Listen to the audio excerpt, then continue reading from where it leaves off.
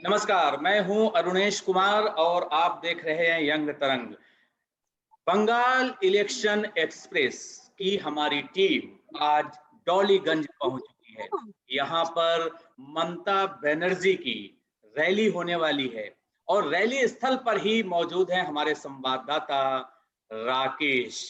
सीधे राकेश के पास चलते हैं और ये जानने की कोशिश करते हैं कि वहां पर अब 3 फेज के चुनाव हो चुके हैं। जो तीसरा चरण था चुनाव का वो काफी हिंसक रहा है। इसके बाद भी मतदाताओं के उत्साह में कमी देखने को नहीं मिली। लगभग 82% से ज्यादा का मतदान चुनाव के तीसरे चरण में यानी कल हुआ है। अब अगले चरण का कैसा इंतजाम होगा और आज वहां पर दीदी की रैली है, उस रैली को लेकर कितना उत्साह है, इन सब सवालों के जवाब देने के लिए हमारे साथ हमारे संवाददाता राकेश चौधरी जुड़ चुके हैं। राकेश, आपसे जानना चाहेंगे कि वहां पर दीदी की रैली को लेकर के कितना उत्साह नजर आ रहा है आपको? जी, मैं आपको बता दूं सर, डॉलीगंज जो विधानसभा क्षेत्र है दक्षिण 24 परगना के अंतर्गत आता है और 10 अप्रैल को यहाँ पर चुनाव होना है। मेरे साथ टीएमसी के ये काफी महिला जो विंग है, उनकी सारी महिलाएं जो है यहाँ पर है, टीएमसी से जुड़ी हुई है। और पीछे मैं प्रेम को बोलूंगा एक बार जरा दिखा है कि किस प्रकार से रैली की तैयारियां बड़ी जोर शोर से यहाँ चल रही है। कल रात से मैं यहाँ पर हूँ और मैंने यहाँ पूरा कवरेज किया। काफी लोगों से मैंने जानने का प्रयास किया है। डॉलीगंज में अरूप विश्वास टीएमसी के उम्मीदवार है, वही बीजेपी से बाबू सुप्रियो है, तो कांटे की लड़ाई यहाँ पर देखी जा रही है। कुछ लोगों से मैंने बात की तो जानने का प्रयास किया, हाफ चांसेस यहाँ पर है। कुछ लोग हैं जो खुलकर दीदी के समर्थन में है, कुछ लोग अभी जुबान यहाँ बीजेपी को सपोर्ट भी कर रहे हैं।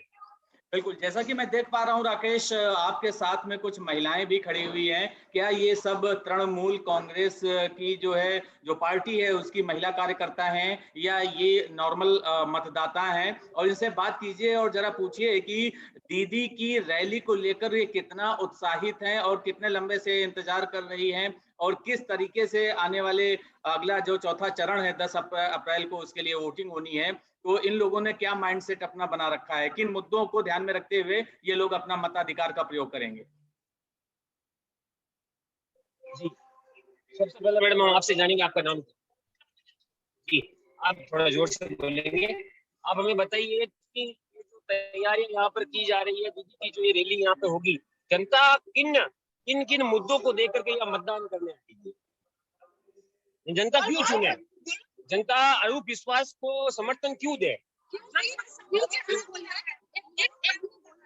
अरूप विश्वास ठीक है, 15 साल से यहाँ का विधायक है, इस बार चौथी बार विधायक हुआ है। तो हम लोग को पता है जो अरूप विश्वास से जीतेगा, क्योंकि उन्होंने बहुत काम किया है, रास्ता किया, आलू पानी बहुत कुछ काम किया। अरूप विश्वास ने बहुत काम किया, दीदी ने भी बहुत भी काम किया, इसलिए हम दीदी को मुख्यमंत्री दिखना चाहते हैं। ठीक है, और अरूप विश्वास का चौथी बार हम।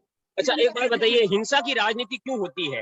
हम अक्सर देखते हैं कि हिंसा की राजनीति बंगाल में हावी रहती है, तो हिंसा की राजनीति के बारे में कोई हिंसा नहीं रखते हैं। ठीक है, जो आते हैं बाहर से जो आ रहे हैं, बड़े जो आ रहे हैं, वो लोग ही हिंसा करा रहे हैं। बाबू सुप्रियो यहाँ पे आए हैं, हम लोग का यहाँ का डालीगंज बहुत हम लोग कह रहे थे, लेकिन बाबू सुप्रियो जो आए हैं वो हिंसा बहुत इधर उधर हिंसा हो रहा है। और वो तो आपको तो पता भी है, मीडिया में तो बहुत वायरल हुआ है, जो थप्पड़ मारा है बाबू सुप्रियो ने, वो तो अच्छा नहीं किया है। ठीक है, और लड़के लोग हम लोग जो यहाँ पे डालीगंज बोलो और बंगाल में बोलो, बहुत हम लोग सुरक्षित हैं। सबसे सब जगह से बिहार, सब जगह से यहाँ पर आ रहे हैं कलकत्ता, क्यों यहाँ पर सेफ है? लड़की लोग दिन रात बाहर जाके खाना खाते हैं, बाहर जाके घूमते हैं। हाँ, यहाँ पर जिसको पूछेगा वही बोलेगा कलकत्ता ही हमारा लिए अच्छा है, कलकत्ता हमारे लिए सेफ है। एक प्रश्न और है मेरा। कल महलपाड़ा के अंदर एक टीएमसी का जो नेता था, उनके पास में वीवीपैट और ईवीएम मशीन उनके घर मिली, उसके ऊपर आप क्या कहेंगे?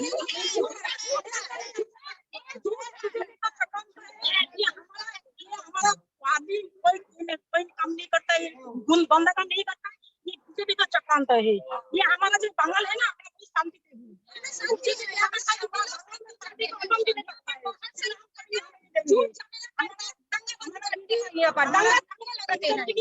क्या है जी राकेश, ऑडियो उतना क्लियर नहीं आ रहा जितने भी आपके साथ में लोग जुड़े हुए हैं, तो आप थोड़ा सा माइक की पोजीशन सही रखिए ताकि उनकी ऑडियो क्लियर आए। राकेश, तुम्हारी ऑडियो क्लियर है, लेकिन तुम्हारे साथ में जो लोग बैकड्रॉप में हैं उनकी आवाज क्लियर नहीं है, तो थोड़ा सा माइक अपना जो है उनके और पास में ले जाइए ताकि उनकी आवाज साफ आए। अब यहीं से जुड़ा एक सवाल है, आप इन लोगों से पूछिए, माँ, माटी और मानुष, ये नारा ममता बनर्जी ने दिया था, लेकिन इसके बाद भी पश्चिम बंगाल में महिला सुरक्षा एक बड़ा मुद्दा है, और हाल ही में एक बुजुर्ग महिला के साथ जिस तरीके से दरिंदगी की गई उसके बारे में आपको पूरी जानकारी है, तो आप इनसे पूछिए, ये खुद एक महिला है, तो महिला सुरक्षा को ध्यान में रखते हुए क्या ये लोग किस पार्टी के नेताओं को वोट देंगे?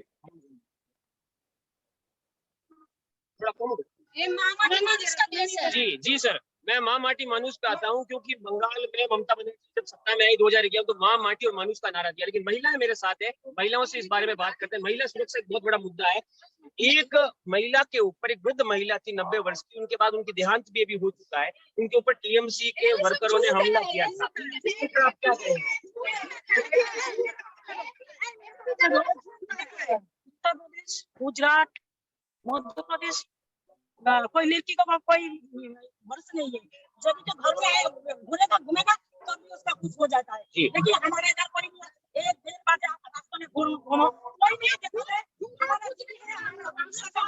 हमारा सरकार जो है ना, बहुत सुरक्षा दे रहा है मेरे हम लोग को।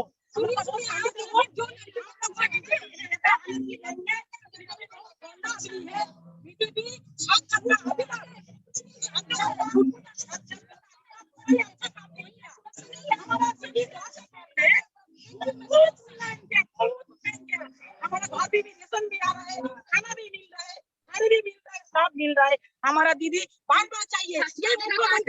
मैं सियालदह में गया था, वहाँ झुग्गी झोपड़ियों के अंदर गया था, वहाँ शौचालय नहीं थे। महिलाओं को जब ये पूछा तो उन्होंने बताया कि शौचालय वहाँ बने नहीं है। मोदी जी कहते हैं कि केंद्र की योजनाओं को सीएम ममता लागू नहीं होने देती।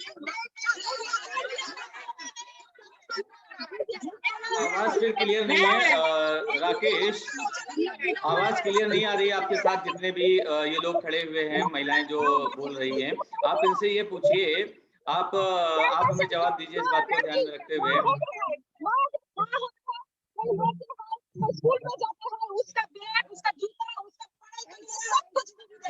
जी सर, जी राकेश, अगला सवाल यहाँ पर ये है कि ये दरअसल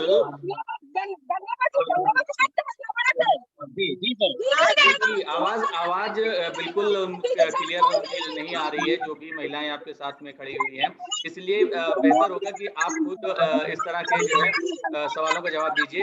आप हमें ये बताइए कि वहां पर जो मुख्य मुद्दा है वो क्या दीदी वर्सेस मोदी बना दिया गया है, या फिर जो स्थानीय उम्मीदवार हैं उन्होंने जो विकास कार्य कराए हैं, जो अगर आप डॉलीगंज सीट की बात कर लें तो डॉलीगंज सीट में किस तरीके से अरूप घोष जो कि वहाँ के उम्मीदवार हैं टीएमसी, उन्होंने पिछले 5 साल 10 साल में वो क्या विकास कार्य कराया है, कितने विकास कार्य कराए हैं, कितने बिजली, पानी, सड़क या फिर शिक्षा, स्वास्थ्य, शिक्षा, महिला सुरक्षा, ये सारे बड़े मुद्दे हैं। तो उन्होंने अपने विधानसभा क्षेत्र में कौन कौन से विकास कार्य कराए हैं, इसके बारे में आप पूछिए।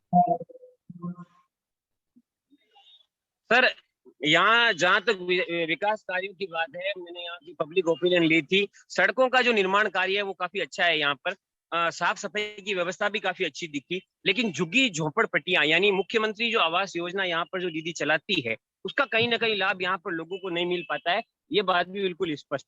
और जो पानी की समस्या है, क्योंकि मुख्य मुद्दा तो ये भी है ना कि स्वच्छ पानी भी वहां पर जो झुग्गी झोपड़ी में रहने वाले लोग हैं, इसके अलावा जो दूसरे गरीब इलाके में जो रहने वाले लोग हैं उनको स्वच्छ पानी भी नसीब नहीं है। इसके बारे में आपने क्या जो है ऑब्जर्व किया?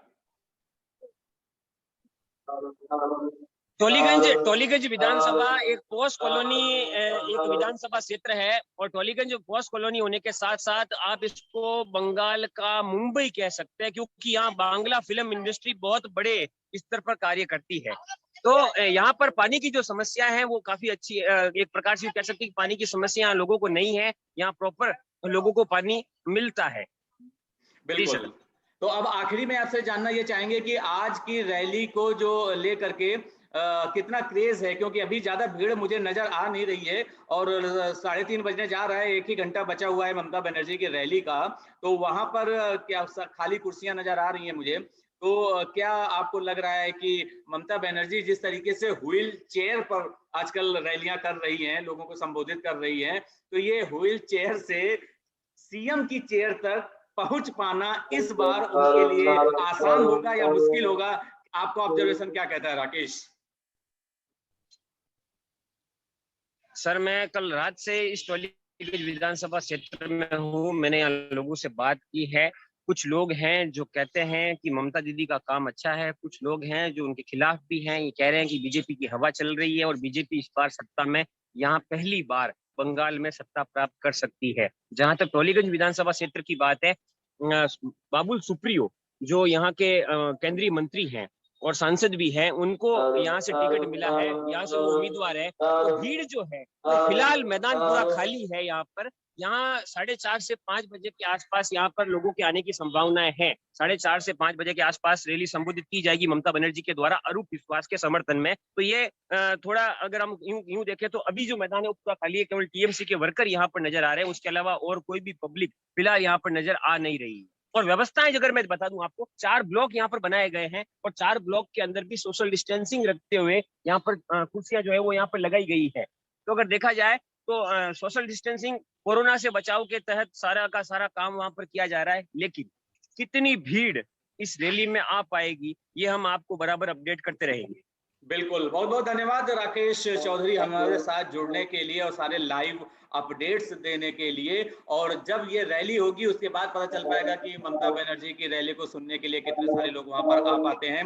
आप रैली पर नजर बनाए रखिए और बंगाल इलेक्शन एक्सप्रेस की इस यात्रा को अनवरत रूप से जारी रखिए और असली मुद्दों पर असली लोगों के साथ, यानी आप जमीनी लोगों के साथ, जो ना बीजेपी के कार्यकर्ता हैं ना टीएमसी के कार्यकर्ता हैं, वो एक आम वोटर्स हैं, एक सामान्य साधारण मतदाता हैं, उन लोगों के मुद्दे उठाते रहिए कि वो किन मुद्दों को ध्यान में रखते हुए वोट देने जा रहे हैं। आपसे दोबारा हम जल्दी ही संपर्क करेंगे। अपना ध्यान भी रखिए, ख्याल भी रखिए, क्योंकि लगातार कोरोना के केसेस बढ़ते जा रहे हैं और अगले लाइव में फिर आपसे होगी मुलाकात। तब तक आप जनता की नब्ज को टटोलते रहिए।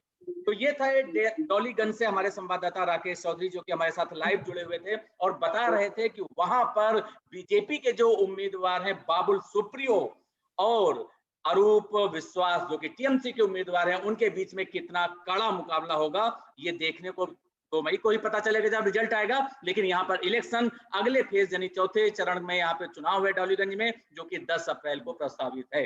हम पल पल की अपडेट आप तक पहुंचाते रहेंगे अपने इस कार्यक्रम YT इलेक्शन एक्सप्रेस में।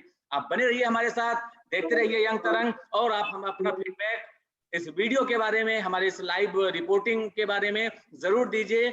कमेंट बॉक्स में अपना फीडबैक दीजिए। साथ ही हमारे चैनल को लाइक, शेयर और सब्सक्राइब भी कीजिए और देखते रहिए यंग तरंग, सच की आवाज। बंगाल की सभी 294 सीटों की पड़ताल। किसका भाएगा सुर, किसकी बनेगी तार। पब्लिक दीदी पर दिखाएगी ममता या मोदी मैजिक में आ जाएगी जनता। 2 मई ममता गई या बीजेपी आई। हर फेज की वोटिंग से लेकर काउंटिंग तक हर खबर का निष्पक्ष विश्लेषण पहुंचाएंगे आप तक। देखिए बंगाल इलेक्शन एक्सप्रेस, सिर्फ यंग तरंग, सच की आवाज पर।